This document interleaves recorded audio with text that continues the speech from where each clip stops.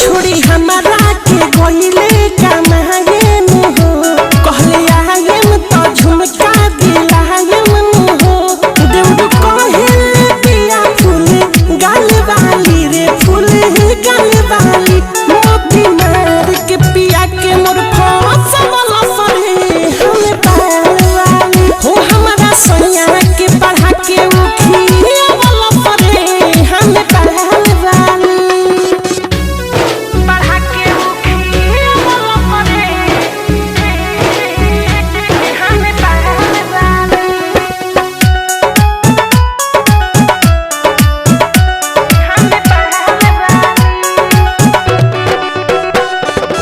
जहिया से सुनले बानी लागत नइखे मन हो बढ़ल जत हमर दिल के धड़कन हो पूछस ना हाल कब कैसन सुताई धनिया रे हमर धनिया लंबा लंबा बिया का दो बाल वाली रे बड़का बाल वाली मोती मार के भतार के फसल सरे हम पार वाली हमरा बलम के पढ़ा के मुखिया वाला सरे हम पार वाली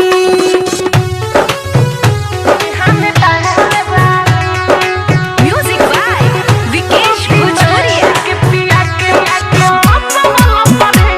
हम पार वाली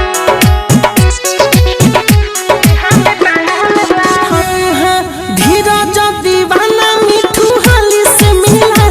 दा पिया के हमरा तू जल्दी से ले आ दा ना जाने होई है कौना हाल में पिया हाल में रे कौना हाल में निक लागत होई उनका रोटी दाल वाली रे हाँ दाल वाली मोती मार के पिया के मोर फसल सरे हम पार वाली हो हमारा सोया के पढ़ा के उखिया वाला सरे हम पार वाली। आरसीएम म्यूजिक न्यू ऐप अभी डाउनलोड कीजिए हमारे गूगल प्ले स्टोर से और पाए भोजपुरी लोकगीतों का एक से बढ़कर एक ऑडियो वीडियो सॉन्ग बिल्कुल मुफ्त।